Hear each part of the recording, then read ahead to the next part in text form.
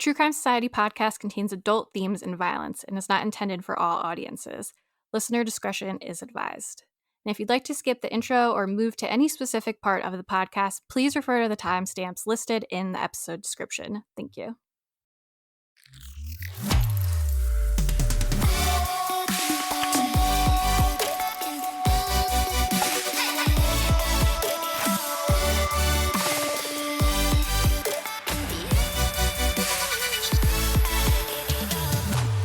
What's up, guys? Welcome back to another episode of the True Crime Society podcast with Stephanie and Olivia. We are back after a week off.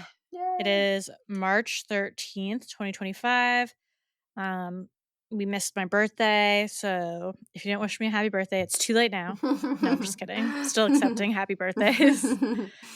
I guess it is almost closer to 2 weeks. Even though it's 1 week off episode, it's almost 2 weeks in between. Yeah, I was thinking that before because it's like we skip 1 week, but the last episode will be like 2 weeks ago. Yeah.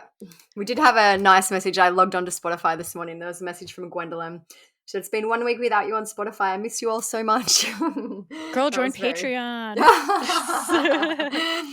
So we have had a lot of nice messages on Spotify this week too. A lot of comments about our Aisha degree.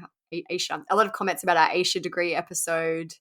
So yeah, and a lot of interesting comments. One thing I feel like we didn't mention in that episode, which I just want to say quickly, is a lot of people have commented that they think that Lizzie, one of the sisters, possibly hit Aisha with the car, and it was kind of I've covered seen up. A lot too. Yeah, so I agree. We didn't really mention that, but I still wonder why Aisha was out at that time. If maybe it was just coincidence that she was running away and she was accidentally hit by the car, but that is absolutely a plausible theory. It'd be such a crazy coincidence too, though, which I'm not saying that doesn't mean that it didn't happen, but just like, what are the chances? Like, I still feel that they must have lured her out for some reason, but I guess, or someone did. Maybe someone did, and it was just pure coincidence that they were out driving in the early morning and accidentally hit her in the car and covered it up. I don't know. Yeah, what a nightmare. Do you want to talk about your food? Oh yeah, so I know it's been a while. I don't know how to segue. Some of the messages that we did get on Spotify were from older episodes. They're like, please stop talking. So we'll keep it quite short this time, but also remember to check the timestamps. Just a reminder, if you are new, now we put timestamps in every single episode. You can click on it. But one kind of just fun thing that I wanted to talk about is Too Good To Go. I don't know, like when I spoke to you about it, I feel like it's kind of a newish thing. So we're not sponsored by it. This is just something that I thought people might be interested in.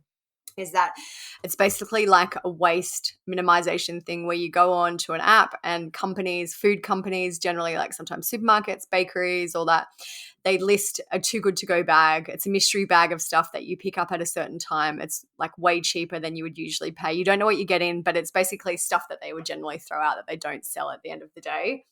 So my kids have been seeing this all over social media. We've downloaded the app, and like around us, there's like, there are no stores participating. Check back later. So I looked last night, and there was a store. So tonight we are picking up Vietnamese rice paper rolls. I don't know what we're getting, but it was like $8, and apparently the bag value is $30. So I don't know. I feel like when I watch it on Instagram, everyone gets these amazing bags with, delicious, beautiful things that would otherwise just go to waste. So maybe it's something to check out if you don't like waste. You want to get some little treats for yourself. Next week I'll let you know what was in the bag. I'm hoping it was good. Otherwise I'll be no, don't do it. But also, look, when you first said it, I didn't know what you were talking about. But then when you said what it was, I was like, oh yeah, I know that some places did do it around where I live, but I think it's probably bigger city areas. Yeah. So that's why it's not as much of a thing here. But yeah, I've never tried it. I have heard of it. I'll have to look. I kind of forgot about it. I'll see if there's anything around me because it is cool. Like all the food that's just going to go to waste at the end of the night, you can just get it for cheaper. Which I should do because, like I've said, I hate cooking. I hate meal planning. I hate grocery shopping. I hate doing anything with any effort. So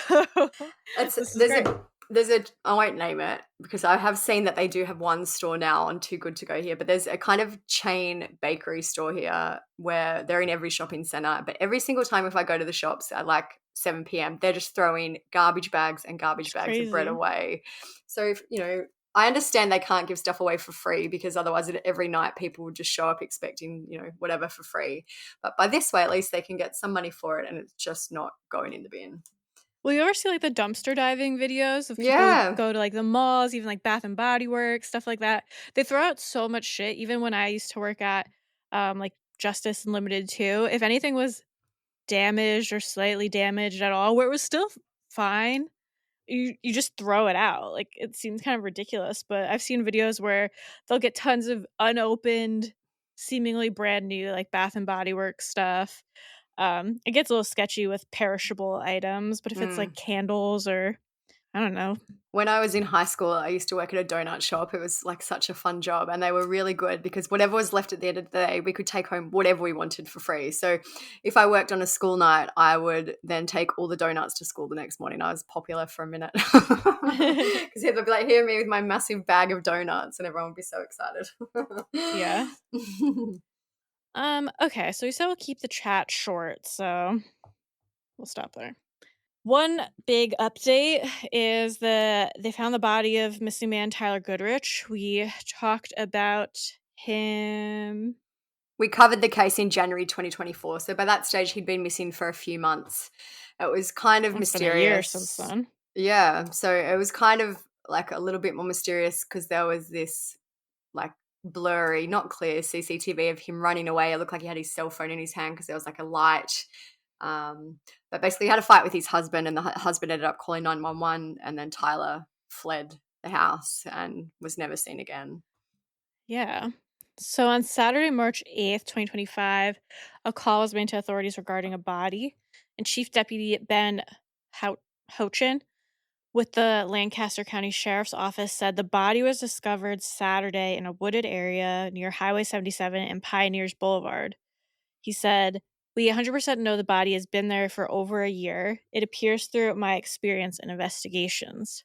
The location where his body was found is less than 1,000 yards away from his house. I have also seen, sorry, too, that where his body was found was 10 to 15 feet off a road. And like, there's a video which we'll talk about in a minute where someone's gone to the spot where the body was found. But 1,000 yards from the house, like when you look at a map, I know 1,000 yards is still a kind of decent-ish distance, but But if you're looking for a missing person, yeah, like, it's not that far. But when you look at the video, I might send it in our Patreon chat. I might even put it on Instagram later. But it's like you can see the cars from the road where the body was found. So it's yeah. crazy. It's not like it was in some secluded where you can be like, oh, yeah, I can understand how he was missed. There's a lot of questions about how he wasn't. Yeah. So the chief deputy said the location was searched by volunteers in the first couple weeks after he disappeared. And there are some varying reports as to where the body was found. Some media outlets reported that he was found in a tree. And the person who allegedly found the remains had been speaking online. I think they were also saying that he was found like tied Do you want me to to? a tree. Yeah, Oh, so that's this comment, yeah. the person has made a few posts. Like I didn't screenshot the first one, so I'm paraphrasing, but it was basically along the lines of, "I'm the one who found Tyler Goodrich. He was tied to a tree." And then he made another comment on a news post, and I'm assuming it's a he. His name's Chris. I won't say his last name, but it says, "I found him. He was not up in a tree. He was bound to a tree by his ankles, shoulders. His head was hanging upside down above his torso, not attached to his neck." So I don't know. Obviously, none of this has been verified by police. Not every news source is reporting either that he was found in a tree. Some are, like we've screenshotted them and we've posted them. So some did say that, whereas others just say that he was found in a wooded area. So um, it is I'm trying to like confusing. It's picture what very he's saying. I don't get it. so. He was bound to a tree by his ankles, his shoulders, and his head. So I, I don't know. Was he upside down? Yeah, well, that's what it sounds to me like he was upside down. But I also wonder if at some point, I don't want to get too But graphic. it says his So, torso not attached to his neck. but I also don't like. I feel like maybe what happened was he was hanging, like he hanged himself around his neck. As like I think this was likely a suicide. Just to preface why I'm going to say what I'm saying, I feel like he probably hanged, and then after a while, things happen to the body and it decomposes and it isn't together anymore. Mm, So yeah. maybe he kind of did that and it folded forward on the tree. I don't know. Like, I feel like there are ways it could be explained why things weren't connected anymore. And if this is true, what this person is saying, I feel like it could be explained that it happened one way, and then over time his body was positioned differently. Yeah, just and the guy explaining it, like, isn't explaining anything in the best way possible in any of his posts, so Yeah. who knows? And obviously we can't verify it, but this guy is all over online. He's the one saying that I think he was walking his dog when he found Tyler. Um, yeah, so he's everywhere online. The police have not verified though what he's saying. No. On Monday, March 10th, the body was confirmed to belong to Tyler. Authorities have also said that Tyler's belongings were found near his body, which included his clothing, his cell phone, his wallet, a key, and his watch. The chief said, "We recognize the public interest in Tyler's case and understand the need for answers. The Lancaster County Sheriff's Office remains committed to conducting a complete and thorough investigation.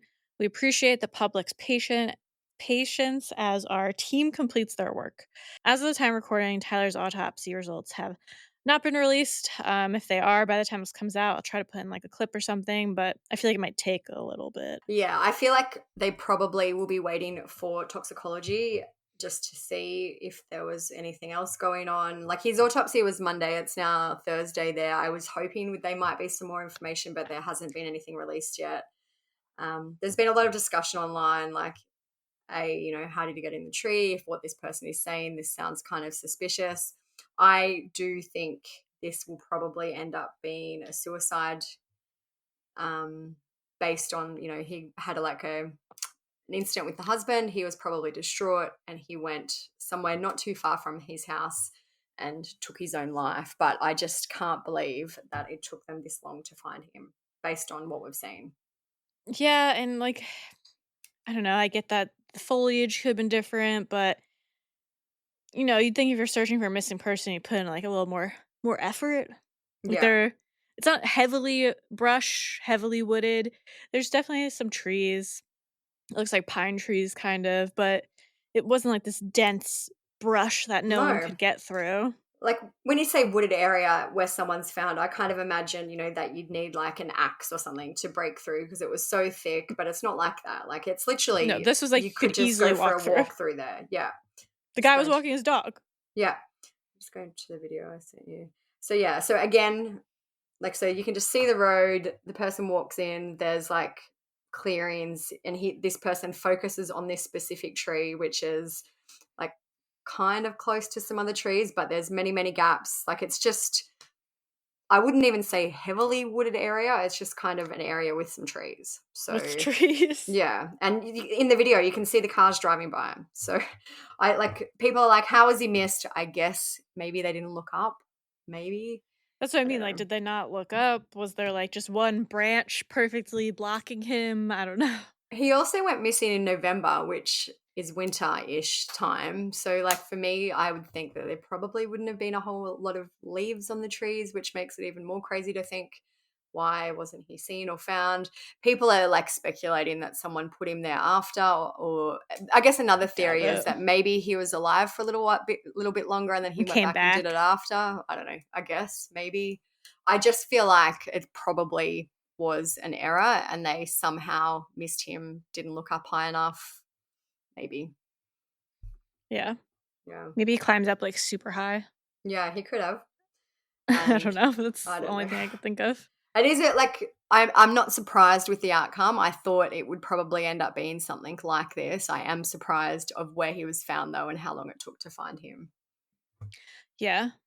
But that is that with that case. We'll keep an eye out for some updates with his autopsy.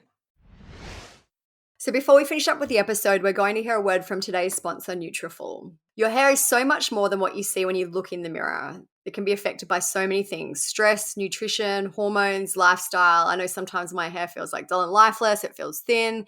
Just depends on what is happening in your life. There's so many internal factors affect what you see on the outside.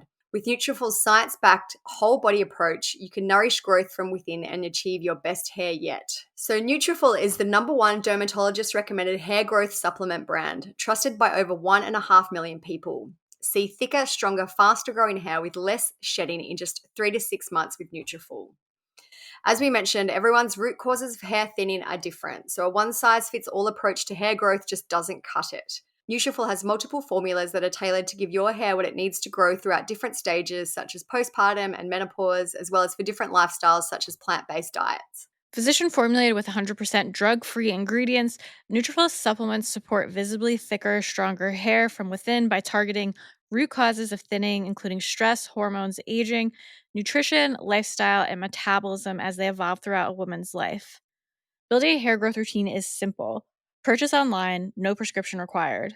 Automated deliveries and free shipping keep you on track. Plus, with a Nutrafol subscription, you could save up to 20%. You'll have access to free naturopathic doctor consults, and a Headspace meditation membership is included. Start your hair growth journey with Nutrafol. For a limited time, Nutrafol is offering our listeners $10 off your first month subscription and free shipping when you go to Nutrafol.com and enter promo code TCS. Find out why over 4,500 healthcare professionals and stylists recommend Nutrafol for healthier hair. Nutrafol.com, spelled Nutrafol.com, promo code TCS. That's Nutrafol.com, promo code TCS. But today we are going to talk about a case that is very old, a cold case, and it was suggested to us by Destiny. So we're going to be talking about the disappearance of Johnny Gosch, who was 12 years old when he disappeared from Des Moines, Iowa in 1982, and he has never been found. I feel like most people have at least heard of this case because it's just one of those Infamous classics, I ones, yeah. guess you could I feel like say. he was probably one of the original. Well, I know obviously children went missing before him, but he was probably one of the most original high profile missing children cases that Yeah. people are still around to remember. You know, Yeah, and it's led to a lot of like conspiracy theories, or not necessarily conspiracy theories, I guess, but like big involved theories that people have talked about online for years and and still to years this and day, years. I feel like for families, a lot of the time there comes a point where they're like, okay, we have to move on. We have to still live our lives. And sometimes the attention kind of dies down because of that, which is absolutely understandable. But in this case, his mother is still out there to this day. Still, she has always um, kept the attention on the case, and we'll get into why. Police are looking for this boy, 12-year-old Johnny Gosch. He's the son of Mr. and Mrs. John Gosch of 1004 45th Street in West Des Moines. The boy was last seen this morning about 6 o'clock as he began his paper route in front of Valley United Methodist Church at 42nd and Ashworth.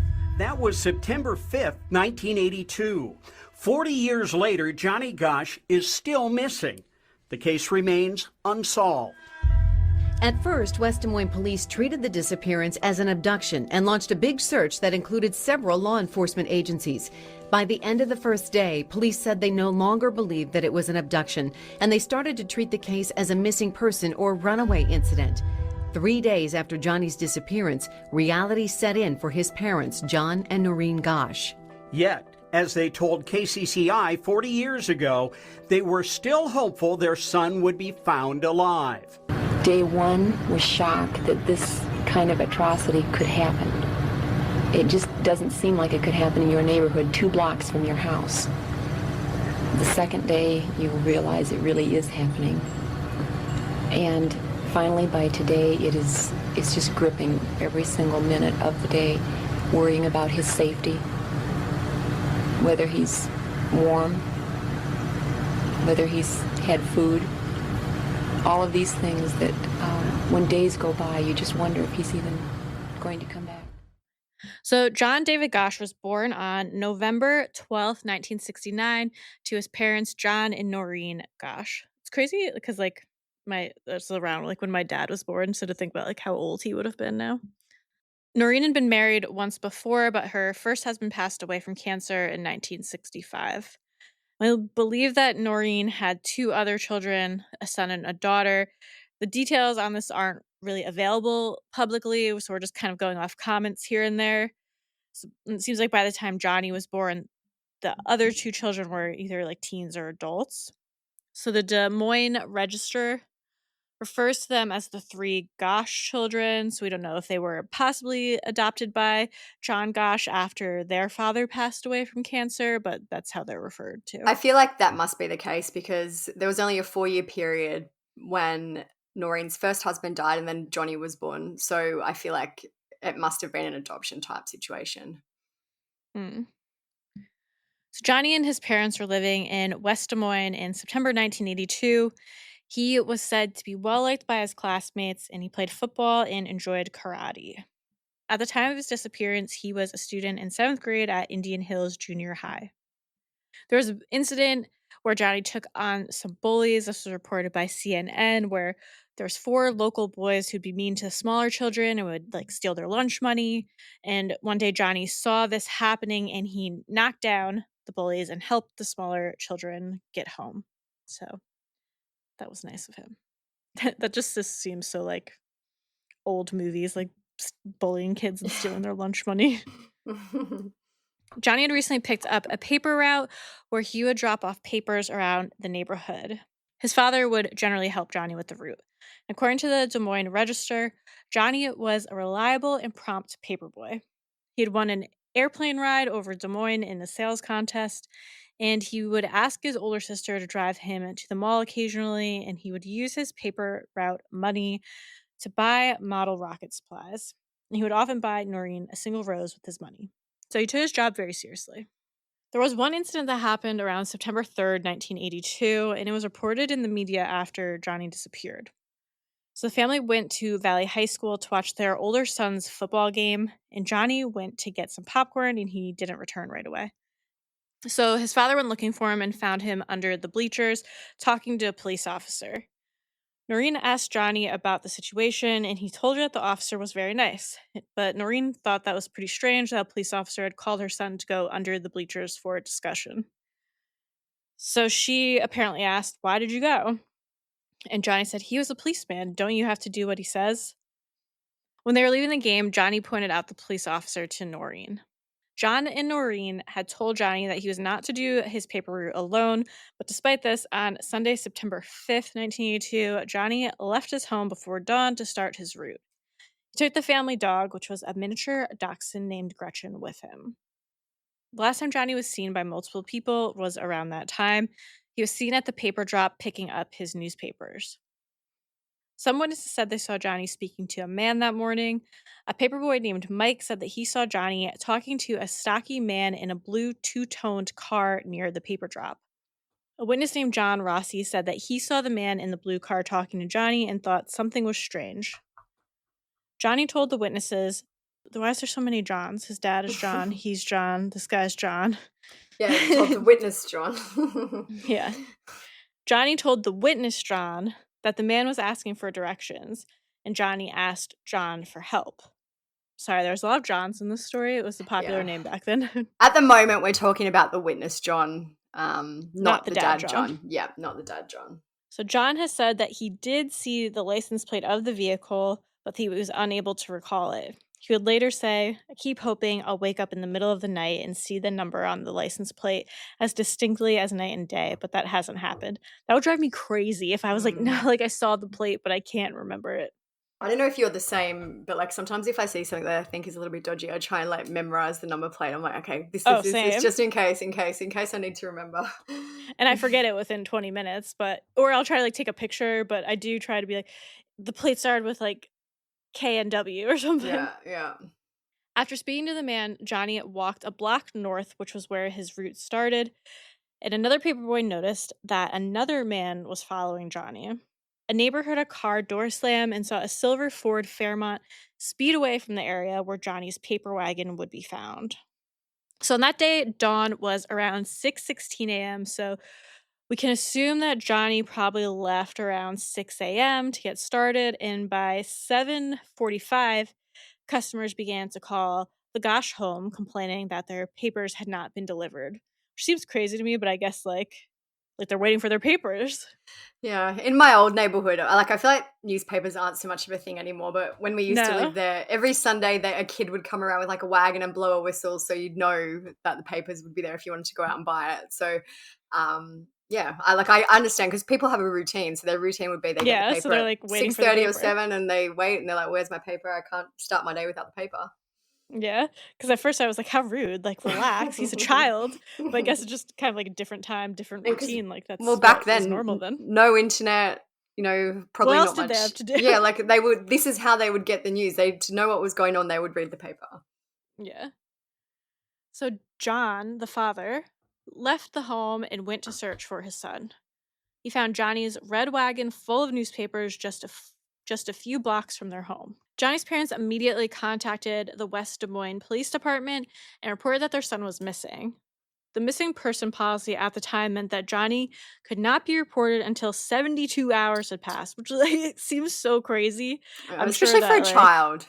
Yeah. yeah, Yeah. especially when he's not prone to running away. He was out delivering papers and then it's like 72 hours is a long time. It's kind of like the Daniel Morecambe episode that we did recently, and it wasn't 72 hours for him, but they were I feel the like that one same. was They're like, he's run 48, away, 24. come back in the morning if he's not home. Yeah. Yeah. No, they were like, come back when we open at 8 a.m. Yeah. Like 72 hours is like 3 days. Yeah. For a 12-year-old kid. Is that how old he was? 12-year-old kid, that's wild. Yeah. Ridiculous. So despite the urgent phone call, the police did not arrive at the scene for 45 minutes. Noreen said his dad went out and delivered all the papers, and then I'd put a call into the police, but we waited almost an hour for them to come. The police asked Noreen if Johnny had ever run away. She says police did little to investigate the case for days. Volunteers searched nearby woods for Johnny. Some of them reported that Police Chief Orville Cooney told them to go home because the kid is probably just a damn runaway. Rude. So with this case, one of the theories is that there's a police cover-up or some type of police involvement in the case. So we'll talk about that as the story goes on. After Johnny disappeared, Noreen made an appointment at the West Des Moines Police Department. She also went to the school board office and got a list of police officers who were providing security at the football stadium where the bleacher discussion happened. Noreen took the list to the meeting with the police chief, and he had photos of the department's officers laid out on a table. Noreen said that none of the photos resembled the man who had been seen talking to Johnny, and she insisted that some photos must be missing. An official left the room and came back with more pictures, and Noreen recognized one of these men as the police officer that was from the football game. So it's like, were they hiding those on purpose, or was it just a coincidence, or did this really happen? Yeah. And obviously, like, a lot of this is recounted from Noreen. This is still an unsolved case, so we don't know what happened, but a lot of this is coming one from side Noreen. of the story. It's one side of the story, absolutely. Yeah. Noreen said that she showed copies of the security roster to the police chief. She said that the chief started yelling and stamping his feet. Noreen said that she wanted to question the officer about Johnny's disappearance, but was told by the chief that that would not be possible. So we'll discuss more about the police theory later in the episode, but that has some of it. Because we're going chronologically, so this is kind of as things happen. This is the beginning of the suggestion that there may be police cover-up and involvement in the case. As we mentioned, police initially apparently thought that Johnny had been a runaway, but later changed their statement and said that they suspected he'd been kidnapped. They said that they were unable to establish a viable motive. Well, it would have been great if they started investigating this kidnap 72 hours prior, but... Yeah. There's a clip from the Register and Tribune, so that was the paper that Johnny was delivering, and they offered a $5,000 reward at the time, which is around $16,000 or $17,000 today. But yeah, basically the clip just says that they're looking for information, describes him. He was 5'7" at 12, which is pretty tall for a 12-year-old. And just they ask for information in terms of anyone who wants the reward needs to provide information. But law enforcement agents are still waiting for some solid leads, including information about the two cars seen in the area of John's disappearance Sunday morning. Officers say the investigation will continue. Well, we continue on. We've got a lot of information we're sorting through. Our teams are checking out leads as they come in. I'm sure the search will continue tomorrow. Is this still being treated as a missing persons case at this point? Yes, it is. You don't think it's a kidnapping, though, do you? I'm not ruling out anything, but I have nothing to indicate that it was a kidnapping. You think you would have heard from the kidnappers by now if it was a kidnapping? I would state that normally, yes. A few months after Johnny disappeared, a possible sighting from Oklahoma was called in. A woman reported that she had seen a boy on a street corner, and she said that he was out of breath and asked for help. She recalled that the boy said, "My name is John David Gosch," before two men grabbed him and dragged him away. It isn't clear if the woman reported this incident at the time. According to CNN, she was unaware of Johnny's disappearance until she saw his case on TV months later and recognized his photo. So it seems like she probably waited months to actually call that tip in. Yeah, like I have lots of questions about this sighting, but I guess, if someone on the street said to me, like in a different state, my name is Madeline McCann. Well, Madeline McCann's a different one because everyone would know that, but just a random name who you weren't aware of, you'd be like, okay. Like, get away from me. You would have no idea of the context. I could kind of. Would you remember the name months later? Yeah, I don't know, but I would kind of understand that she would be like, "Oh, that's weird." But would you really then? And back then, also no internet, so you can't go and type in John David Gosch and see what that is. Like if you're, especially in a different state, it seems weird, but maybe explainable. Yeah, no, I don't think it's weird that she didn't call it in for months until she saw that. Mm. I'm just saying, if it really was him, like they didn't find out about this for months, Yeah. and who knows if it really was, even though they seem to think it was. I don't know. Maybe I'm just a skeptic. I am skeptical as well. Like I feel like a lot of the times your mind can make hindsight is... and it can also kind of create false memories. You're like, wow, that looks like that guy I saw. Yeah. Maybe he said his name was John Gosch. I don't know. It could be something along those lines. Yeah, and I feel like he just, not to be like he doesn't have a unique look, but he just looks like a lot of kids looked in the 80s from what I've seen. Before we get into the story, this episode is brought to you by IQ Bar, our exclusive snack sponsor. IQ Bar is the better-for-you plant protein-based snacks made with brain-boosting nutrients to refuel, nourish, and satisfy hunger without the sugar crash. IQ Bar's plant protein bars are packed with high-quality ingredients to help keep you physically and mentally fit. IQ Bar's totally free from gluten, dairy, soy, GMOs, and artificial sweeteners for a natural, anytime snack. With over 20,000 five-star reviews and counting, more people than ever are starting their day on the right foot with IQ Bar's brain and body boosting bars, hydration mixes, and mushroom coffees. We've spoken before about how many delicious flavors there are. Every single one I've tried, I loved. Before we recorded today, I had toasted coconut chip. I'm a sucker for anything coconut. It was so, so delicious. Other flavors they have include mint chocolate chip, chocolate sea salt, banana nut, which is also delicious. Tastes a bit kind of like banana bread, so good. And lemon blueberry. And they're so easy to have with you at all times, handy to grab when you're on the go. I keep a sampler box at work.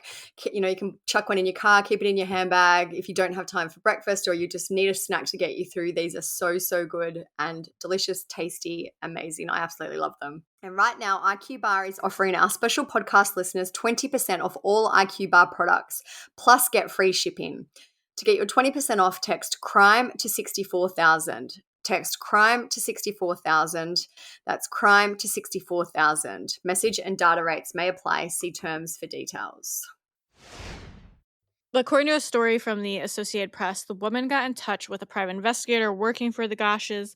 A spokesman for the Chicago-based firm called the Investigative Research Agency was quoted as saying, "We and the FBI checked it out and were both convinced it positively was Johnny." The AP story said an FBI spokesman declined to comment on an ongoing investigation. So it's like, is that true? Like, how are you deciding that is him based off of nothing? Yeah. And especially back then, there was no That's CCTV. What I mean, off of nothing. There was nothing. Like, it was literally just this woman, and maybe they found some other people who were in the area, which I don't even know if they could even do that months later. I don't know. But essentially, it would just be witness statements, you would think, at that point. Just after midnight on February 22nd, 1984, the phone at the Gosch home rang. Noreen answered. Someone said, "Mom?" Noreen said that she thought it sounded like Johnny. She said that the boy was slurring his words and asking for help. Noreen asked where he was, and someone hung up the call. The phone rang again twice within the next few minutes. Noreen told the person who she believed to be Johnny that she loved him and that he should try to get away to a police officer. And so just to kind of reiterate, he went missing in September 1982. This is February 1984, so around 18 months-ish or even longer. Yeah. Around a month after the calls, there were more reported sightings of Johnny, this time in Texas. Guy Genovese, who is a sheriff's investigator in Texas, was quoted as saying, "I believe the boy is alive and I believe he can be found, but I'm not saying when or anything like this." Helpful. Over the years, there have been some disappearances with many similarities to Johnny's case. Like on August 12th, 1984, which is almost 2 years after Johnny vanished, another paperboy from Des Moines vanished. Eugene Martin was 13 when he went missing while delivering newspapers on the south side of Des Moines. Eugene usually carried out his paper route with his older stepbrother, but on this day, he went alone. Witnesses reported seeing him talking to a man in his 30s between 5 a.m. and 6 a.m. Eugene's paper bag with the newspapers still inside was found at 6:15 a.m. And at the time of recording, Eugene also remains missing. So that seems pretty similar. Oh my gosh, same city. It's like exact same situation. A paperboy delivering was alone on the day when they usually weren't alone. It seems like someone was stalking the paperboys. I just looked it up. In 1982, the population there was 200,000. So it's not a huge place. Like for the exact same crime to happen to basically the exact same type of victim, teenage boys doing the exact same thing. Surely it has to be related. Yeah, and it could have been the same guy. Like, he essentially got away with it once. Why not do it again? Yep. In 1984, after Eugene disappeared, both he and Johnny had their photos put on milk cartons by a dairy in Des Moines. They were among the first children to have their cases publicized in this way. I feel like it's like a stereotypical thing that people think about, like, oh, the missing kids on the milk cartons. It's not a thing anymore, but I don't know. I feel like that was like an old, not cliche, but something that you would see. Yeah. Like, because as we mentioned, obviously this is pre-real any technology. So this was one way that you could get their face out there to everyone. Now you can just put it on the internet. Like everyone was getting milk. Like a text message or whatever. Yeah, everyone had milk probably most days. So that way it would be, like, I think it was a clever idea for back then. Mm-hmm. Yeah, I do too. So on March 29th in 1986, another teen from Des Moines named Mark James Warren Allen, who was 13, told his mother he was going to visit a friend who lived down the street. He never arrived and he has not been seen since. There were some initial reports that said that Mark was the third paperboy to go missing, but this is technically true. He did have a job as a paperboy, but he wasn't working at the time that he disappeared. I put the locations where Mark and Eugene vanished from in a map, super close. It's like a 1 mile, 3-minute drive, literally almost in a straight line down a street, like very, very close. There's another map that I put in for those two and where Johnny disappeared. It's around a 21-minute drive between all three locations. Like not as close. Mark and Eugene definitely disappeared from basically the same neighborhood. Johnny was a little bit further away. But still like close enough where it's very suspicious. It's 11 miles, nearly 12 miles. So yeah, still in the same region of a map, just a different side of the city. And they're all the same age-ish demographic. Pretty much 12 or 13, white Caucasian teenage-ish males. Yeah. Suspicious. So this is where things kind of get a little bit strange, a little bit interesting. In 1985, so a few years after Johnny disappeared, Noreen received a letter from a Robert Herman Mayer II, who was 19, and he was from Michigan. The letter had been signed Samuel Forbes, Dakota. According to the letter, Robert said that he was a guard at a motorcycle club when Johnny vanished. He said that Johnny had been abducted as part of a child slavery ring that was operated by the motorcycle club. He also said that Johnny had been sold to a high-level drug dealer residing in Mexico City.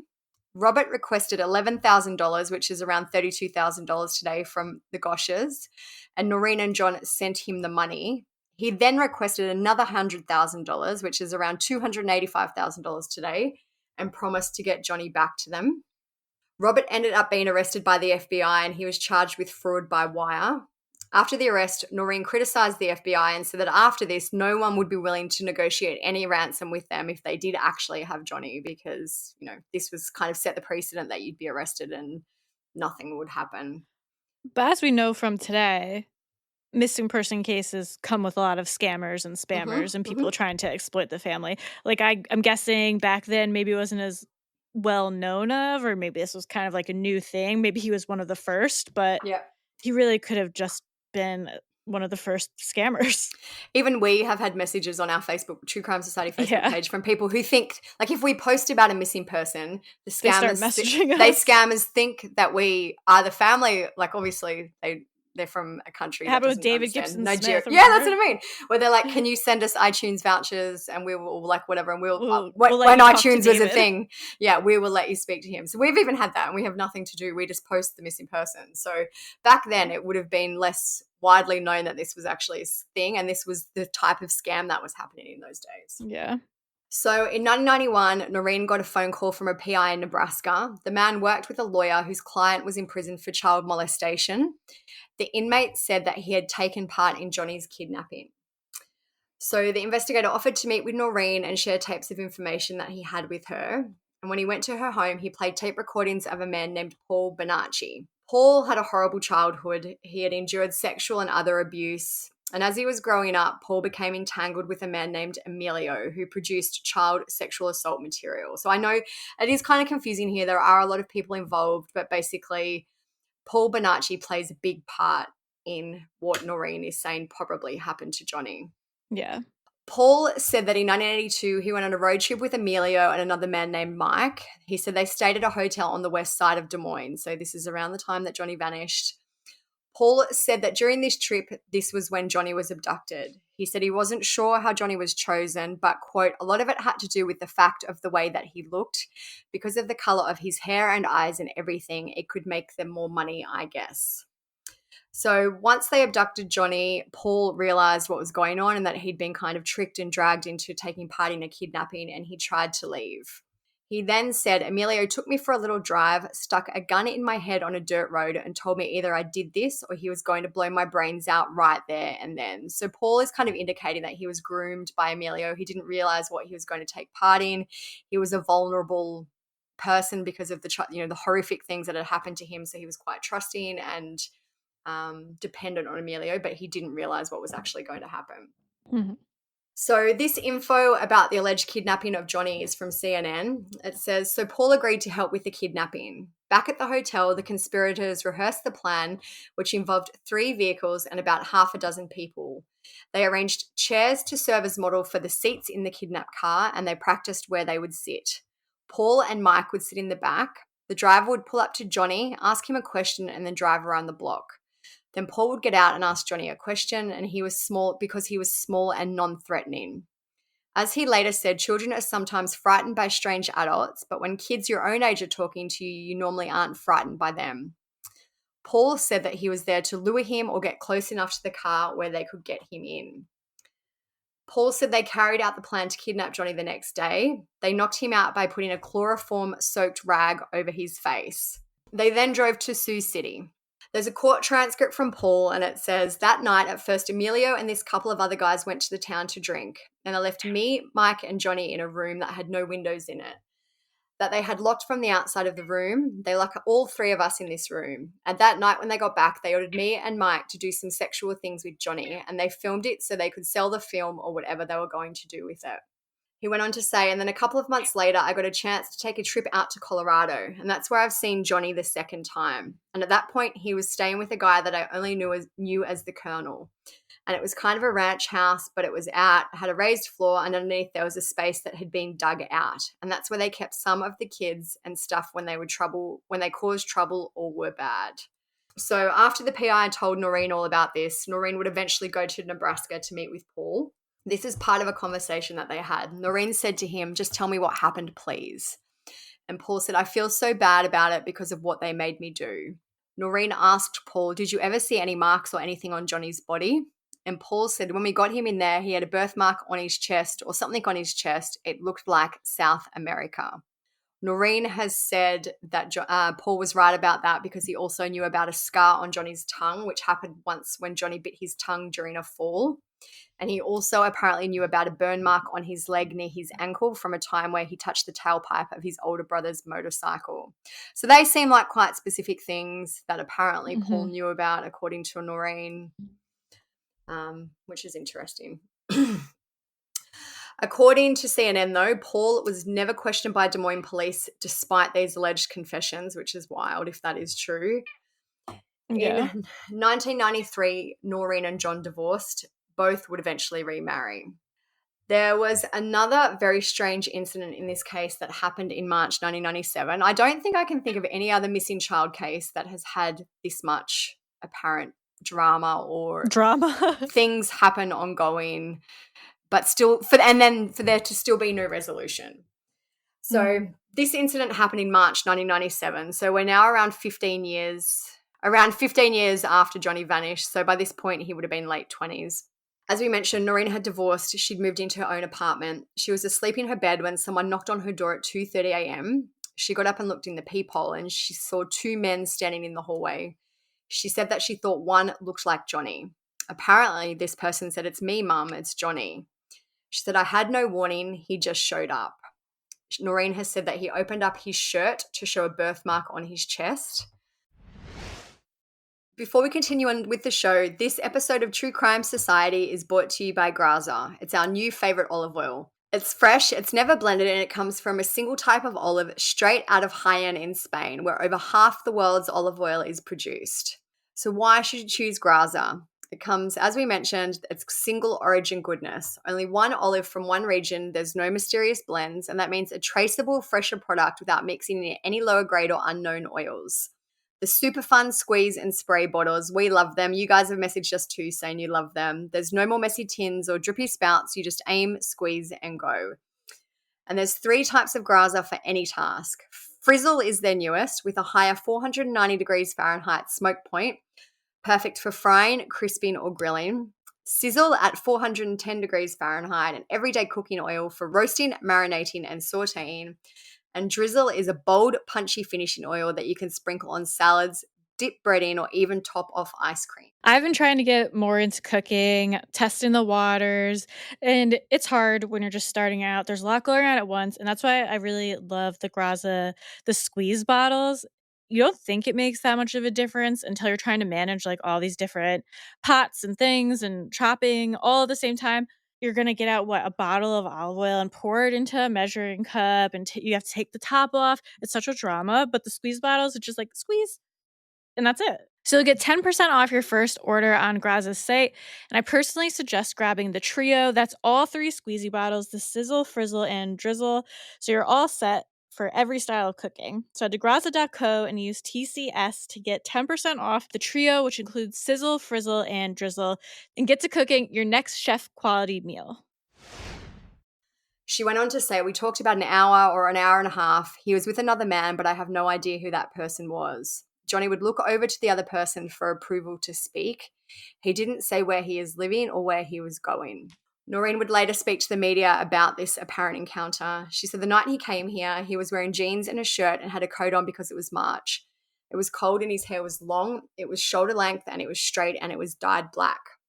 Steve Oswald, it is an amazing revelation in a bizarre story that all began back in 1982. That's when 12-year-old paperboy Johnny Gosch disappeared. He was on his paper route in West Des Moines at the time, and now his mother, who has never given up hope, says he's alive and well and came to visit her nearly 2 years ago. News Channel 8's Todd Megel talked with Mrs. Gosch today. She told him why she waited 2 years to speak out about Johnny's visits. I did see Johnny in March of 1997. He came here very late at night. Noreen Gosch says her missing son Johnny knocked on her apartment door without any warning almost 2 years ago. And now she's ready to tell her story. He's angry, he's bitter, he's full grown, but still has had not the benefit of a college education, job skills, any of that to get along in life with. So it made me very sad. But why wait 2 years to reveal this stunning news? Well, Gosch was in Omaha on Friday testifying in the civil trial of a man named Paul Benassi. For years, he's told the Gosch family he knows what happened to Johnny Gosch. Now Benassi is suing an Omaha businessman who Benassi says sexually assaulted him as a child. Noreen Gosch was on the stand confirming Benassi's story when the bombshell dropped. The attorney asked me if I had had any personal contact or, in fact, had seen or talked to my son. And I was under oath, so I had to answer. So what's happened to Johnny Gosch after all these years? His mother says he spent about an hour in her home describing his life. He's 28 years old now. He told me how he was kidnapped. At first he was so drugged that he didn't know where he was at, but he could then relate some of the names of the people that were around him, that he was able to latch on to names. He told me how they traveled all over the country. They were used for pornography, prostitution, compromising businessmen and politicians sexually. These kids were used in a royal fashion like none of us would ever dream of. So what does law enforcement think? Well, Polk County Attorney John Sarcone says if Mrs. Gosch believes the story, then he's not about to say anything different. But West Des Moines Police Captain Bob Rushing tells the Associated Press that Mrs. Gosch has told similar stories before, only to recant them later. I know that there are people in this town that don't believe it. They don't want to believe it, so they say Noreen Gosch is nuts. I don't care. I simply don't care. My first responsibility is to my son, because I'm the only one he has left. Todd Magel, News Channel 8. So after this visit, Noreen didn't call the police. She didn't let them know what had happened, and she was asked about that later. She said, why the hell would I call the police who didn't do anything in the first place? Why would I do that? I didn't want to put my son in danger from them again. Noreen did apparently offer to Johnny to call the PI who had told her about the Paul Bonacci incident and, allegations, but she said that terrified Johnny. He immediately asked her not to and said that he would leave if she did. So this information is about the visit. This information about the visit is from CNN, and this is what apparently Johnny told Noreen. She says Johnny told her that he'd been pulled off the sidewalk into a car where he lost consciousness. When he woke up in a basement, he was bound and gagged, and Johnny was scared and started crying. He saw another young man, and that was apparently Paul Bonacci. And Paul told him, just do what they tell you and it will be all right. Johnny didn't tell his mother all the details about the sexual abuse, but according to Noreen, Johnny told a story that echoed what Paul had said. Johnny said he was locked in a basement for days until a man came to buy him from the kidnappers. The man counted out a large sum of cash on the table, and this man was known as the Colonel. Noreen says that Johnny told her he was taken away, moved around the country, and used to sexually compromise businessmen and politicians. So this is essentially indicating that Johnny told Noreen he had been trafficked. Johnny told Noreen that he was on the run from the people who took him. He said he wasn't sure if visiting her would be a good idea because he'd been told that she would be killed if he contacted her. Johnny apparently then stood up and said he had to go, and Noreen hugged him and watched him leave. And she said to herself, this may be the last time I'll ever see him. Tom Boyd was a detective who worked on Johnny's case. CNN asked him what he thought about this alleged visit by Johnny. He said, it's Noreen's statement to me, and that's what she told me. I don't know. I don't want to call Noreen a liar. Noreen is likely grieving the loss of her son. It seems weird, yes, and I've always just kind of thrown the question back. Well, I don't know. Do you believe it? He said there's a weird factor to it, so that's what makes it hard to believe, but I don't want to call Noreen a liar. In 2003, Noreen was preparing to file a lawsuit against the chief, who we mentioned earlier, Chief Orville, for misconduct on Johnny's case. He suffered a heart attack, though, and died before that could happen. In September 2006, Noreen reported that someone had left some photographs at her front door. One color photo shows 3 boys who were bound and gagged, and she says that a black and white photo appeared to show Johnny with his mouth gagged, his hands and feet tied, and apparent branding on his shoulder. A third photo showed a man who was possibly dead, who may have had something tied around his neck. Noreen stated that the man was one of the perpetrators who molested my son. She would later say that the first 2 photos had originated on a website featuring child pornography. There was a letter, though, that was sent in September that year to the Des Moines police. It says, gentlemen, someone has played a reprehensible joke on a grieving mother. The photo in question is not one of her son, but of 3 boys in Tampa, Florida, around 1979 to 1980, challenging each other to an escape contest.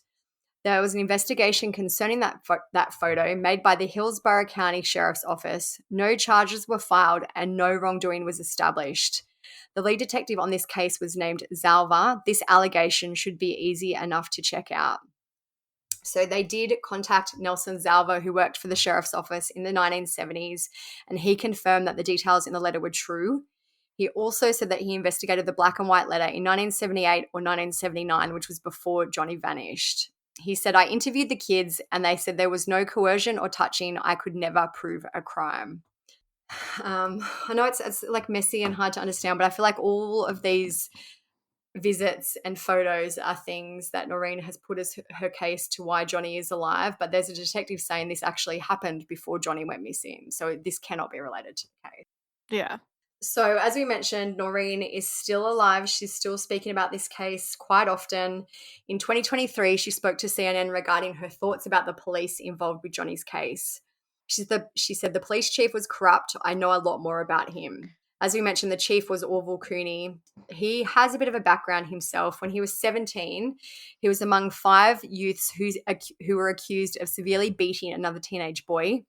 He pled guilty and was sentenced to 30 days in jail.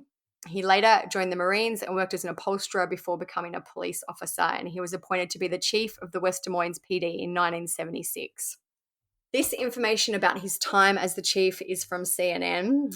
It says early in 1982, which is the year that Johnny went missing, the Des Moines Tribune published an astonishing piece of investigative journalism. The reporters interviewed 18 employees of the police department, including 14 of 20 patrol officers, and they alleged that Cooney had beaten a handcuffed prisoner, compromised a burglary investigation implicating one of his own sons, and threatened and harassed his own officers.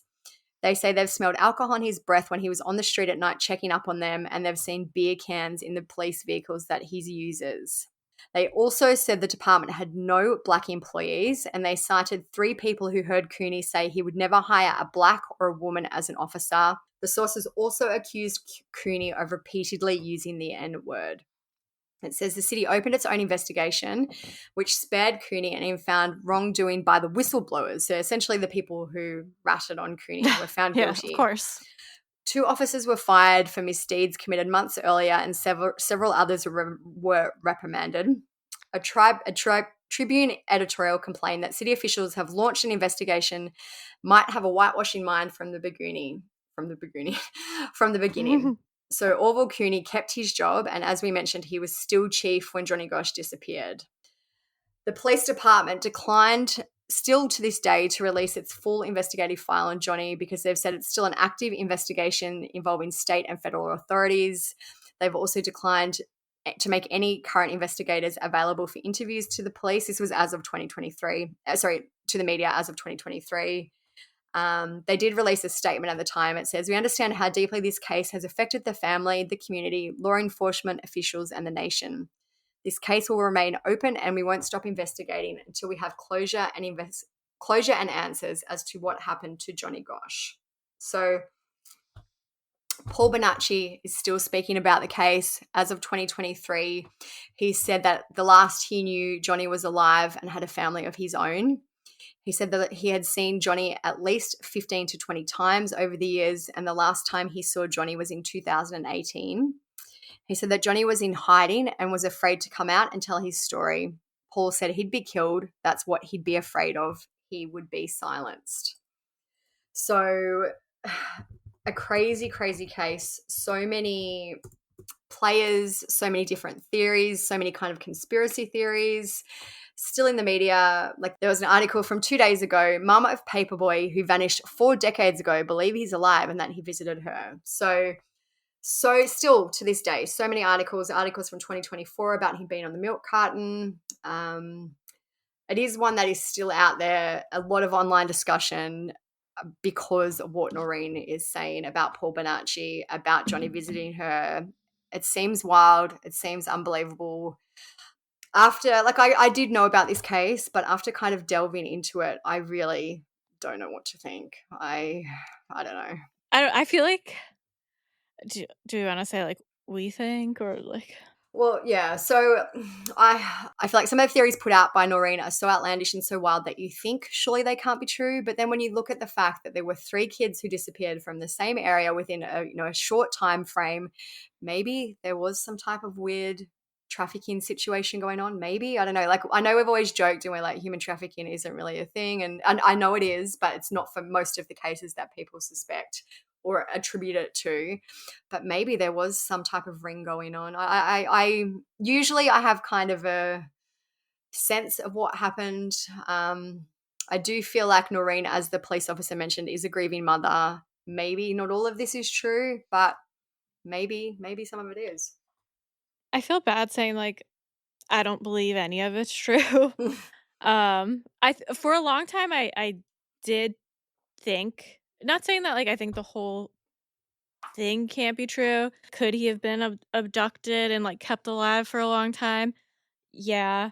I think all of the stuff Paul Bonacci's saying, I don't know, like, for a while, like I said, I thought it could be true, it was an interesting story, he was believable for some of it, but now that, like, in 2023, he's still like, "Yes, I've seen, like, 15 to 20 times, he's just living, he's got a family of his own." I'm like, "There's no way. There's no way." I don't think that's true. I think that some of it is people taking advantage of Noreen, who is Yeah. clearly a vulnerable person at the time, and people wanted to exploit her either for attention, money, to get their name out there. And I think that's what's making this story so convoluted is like some of these people are not telling the truth and are just manipulating her and using her. Yeah. And she's going with it obviously because she's desperate for any sort of answers. But I think it's ultimately hurt the case because 'cause I'm like, "There's no way all of this is true," because it could have just as easily been back then, it was way easier for people to abduct kids, murder them, and get away with it. Like, it's kind of similar to what happened with, who was the bus stop one we were just talking about from Australia? Uh, Daniel Morecambe. It's, like, similar where he literally just kind of got abducted off the street and was murdered. Mm. Who's to say it's not the same thing? And then this guy had good luck with it, and he did it a couple more times. When I was kind of looking at what the main theories are in this case, some of them do cross over. So one is that this was a stranger abduction, which I do think that is probably true. I don't think, like, maybe Johnny kind of knew the person. I don't think anyone in his family was involved, like someone really, really close to him. So the stranger Mhm. abduction, I guess, could then go tie into the police cover-up theory. Maybe the bleacher incident, they were all kind of involved. The chief sounds super shady. Maybe there is some type of police cover-up and they know more about what happened to him. The other theory is that Paul Bonacci's story is correct and that is what happened to Johnny. And then I guess the fourth thing is that what Noreen is saying isn't true. I'm sure she believes it's true, but maybe there's a grief reason behind it or a mental illness reason behind it. Paul has backed up what Noreen has said, though, so they are, corroborating the Well, I feel like Paul stories. could be, like, the puppet master of all this for some Yeah, reason, like, I absolutely. don't know what he gets out of it. Someone could have visited Noreen in the middle of the night, but I don't think it was Johnny Gosch. And I also don't know what Paul would get out of it. But as we mentioned, he had a really traumatic childhood. We don't know what has come of that. Like there may be mental illness. There could be a whole bunch of things going on for his reasoning for pretending, or maybe he does believe it was Johnny and it just wasn't. I don't know. Yeah. I don't know. I really don't know in this case. I tend to believe that Johnny didn't visit Noreen. Either someone was pretending to be Johnny or the whole thing didn't happen and for some reason she believes it did. I do think Paul Bonacci's thing could be true in terms of the kidnapping. I don't think Johnny is alive now and living a life with a whole family. Like if Paul Bonacci's out there telling people that, why? If Johnny's scared for his life, why is Paul Bonacci seeing him 20 Talking times? about it. And the last time only a few years ago, like surely Johnny would be like, stop talking about it. Don't leave it. I don't know. Why is he Yeah. seeing That's Johnny why, 20 more like times anyway? Yeah, exactly. That's why at first there's parts of his story I believed, like the kidnapping kind of part where he helped and felt guilty about it sounded believable.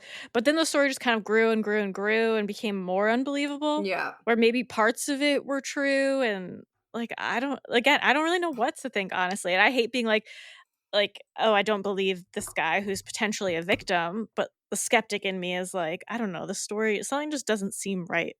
Absolutely. And I how don't is know. Johnny living right now? Yeah. Does he have fake paperwork, fake social security? Like, I know people are like, no, like the shady people, the high corrupt politicians involved in the sex trafficking ring, of course they could give him fake paperwork, but I don't know. It just seems kind of crazy that he would just still be alive out there with his own family, living life, and nobody's like, hey, wait a minute, like what happened to your parents or Yeah. what? Like nobody's put it together. And also these days, like I know Paul Bonacci is saying that Johnny's scared for his life and he won't come forward. But these days, there are ways that Johnny could contact Noreen and still stay under the radar. Like he could call her. Do you know what I mean? Like He showed up at her door. yeah, that's what I mean. So he was bold enough to show up at her door. There are ways now that he could contact her and it could be confirmed that he's still alive, but he just can't he can't be with her or can't see her. I feel like there are absolutely ways he could do that, especially as A, he's apparently done it before. B, he's still apparently seen Paul Bonacci as of a few years ago. Paul's seen him dozens and dozens of times. I just feel like if it was really him, there could be a way to put this to bed once and for all, especially because it's all out there already. Like everyone knows apparently that Johnny went to Noreen. Like none of this is secret information. Whoever took Johnny apparently knows that everyone knows this. So what would be the harm in reaching out one final time and saying, I'm happy, I'm fine, I'm alive? I don't know. And not to on because like I keep thinking of more things, and we're like already kind of long right now. But I just did the math. Like he would be 55 right now, and how they're Yeah. like, no, he's still scared. He'd be killed by the people. Where I get if you believe the like, it's this big sex trafficking ring with like former presidents and high powered people.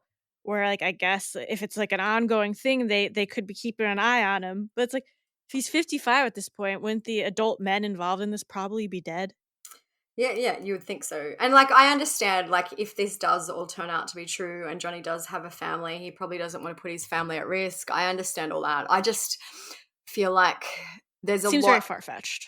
and it also seems like there is a way this could be put to bed and put to rest, and the case could be concluded very easily these days. There's so many anonymous technologies, other ways he could contact Noreen. Like he showed up at her house apparently. Like that's so dangerous. There are way less dangerous things that he could do now, and he still doesn't do them. Like as far as we know, Johnny has never contacted Noreen again after the visit. I just feel like he absolutely could and still be anonymous and still keep his anonymity and his family safe if that was the case.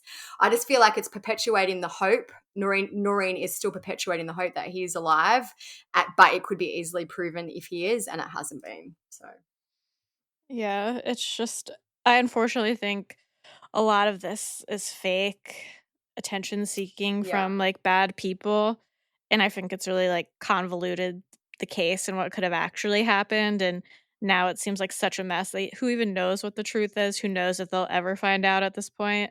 Yeah, I don't know. I just think it's harmed the case a lot. Even if he, not again to go off, like social media is such a big thing right now. You think that if he like just went live or like went to a news or went to a bigger account and started being like, I'm Johnny Gosh, this will yeah, happen to me, he'd be like, yeah, he could still be in fear for his life and stuff. But if the word got out there, wouldn't it be very strange if he was suddenly murdered? Wouldn't that expose these bad people even more? yeah. If he like suddenly just died?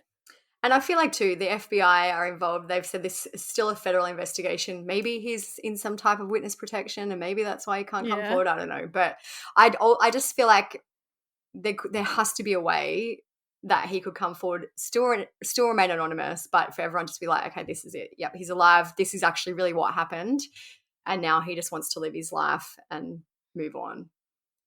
But Yeah, I that don't know. hasn't I don't think happened. we'll ever find out unless they find his body or something. I personally probably think that I don't doubt he was kidnapped. I don't think he ran away. I think he was kidnapped. Yeah, Could have been same. by these Paul Bonacci guys. We don't know. But I do feel like he would surely not be alive today. And I probably also do not believe that he visited Noreen. Yeah, same. Yeah. So that's our thoughts.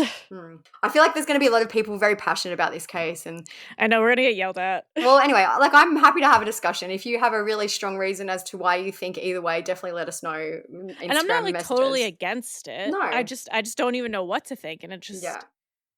if it was true, I wouldn't be like totally shocked. Like, oh my god, I would have never believed that. I just think it's so convoluted that it can't all be true. Yeah, I feel like there are some cases lately which, like, this is actually probably one of the wildest cases that I can think of, and one of the most unbelievable and, I don't know. But then, as we've mentioned many times, the truth is often stranger than fiction, even, which is absolutely not the same. But when we've done the Tracy Nix episode recently about she was the grandmother who the two grandchildren died under her care. And anyways, so we've just done that case, but it's just come out this week. So she's like a 70-year-old heterosexual married grandmother who has now been having affairs with women in jail and was sex-dorted. Yeah, So I'm like, like, this it's was You not. never know. You never know. You just never know really what is truth and what is fiction and what is going on behind closed doors. So maybe it could be true. I just feel like surely this case is too wild and all these details are really not true. But I guess we don't know, and maybe we'll never know. Yeah, we're definitely gonna get yelled at because there's a lot of people who feel passionately about the like high Yeah. profile child sex trafficking. So Yeah. And don't get me wrong. I know earlier I said we always say about sex trafficking. I know it's a thing. I absolutely do. But it's like when someone goes missing, the first thing that every single person jumps, not everyone, but a lot of people jump to is she was trafficked. She was trafficked. Whereas trafficking a lot of usually times they involves weren't. vulnerable people and people who are targeted, not just someone who's driving to work in their car, for example. Yeah. No, I mean there's people out there who think like A-list celebrities like Tom Hanks are like drinking the blood of children, which I personally don't believe in, but I know that there's like a big following. I guess if it was Diddy, we might believe that. But. True. We shouldn't laugh. Yeah. Because he's horrible. Yeah. But yeah, I mean, please don't yell at us. I am interested to see what people think. Like, yeah, tell us your thoughts in a nice way. And maybe some people haven't heard of this case because it is an older one. Yeah, let us know what you think. Yeah, so on that note, I have to go edit. And it's been an hour and 20 minutes recording this episode. Well, at least we had a week off, so you guys get a long one this time. Yeah, I could still talk about more too, because you just keep like having more and more thoughts come to your head. But yeah, we'll stop there. Interested to see what everyone else thinks. So let us know in a kind, nice way, informative way. I don't even remember how to do this because we've been off. So everything will be on the blog at truecrimesocietyblog.com. Check us out on Patreon. We do weekly bonus episodes and all the episodes ad-free. There's like over 80 bonus episodes now. So when you join, you'll have access to 80 episodes that you've never heard of before. So more reason to go check that out. Follow us on Instagram, True Crime Society. My account is StephSum_, Olivia's TCS Olivia. And then I think just all the usual stuff. Make sure you're still subscribed if you're on Apple or following or whatever on Spotify, whatever platform you listen on. Make sure you're still like, whatever the word is, hit the little button because it's a big help to us. And then just if you could share with your friends, people, all that, leave us some nice comments, post on your Instagram story, get us some more listeners. That'd be great. Please don't message saying you don't like how I speak because that's just how I am. Sorry. Olivia got one rude comment finally. That was so now funny. She's suffering like me. I'm like, sorry, my speech patterns have developed over 40 years. I will try harder. Okay, but think about all the comments that you get of people who love your accent. So. But yeah, so that is it. Thank you guys for listening. Stay safe. Peace out. See ya.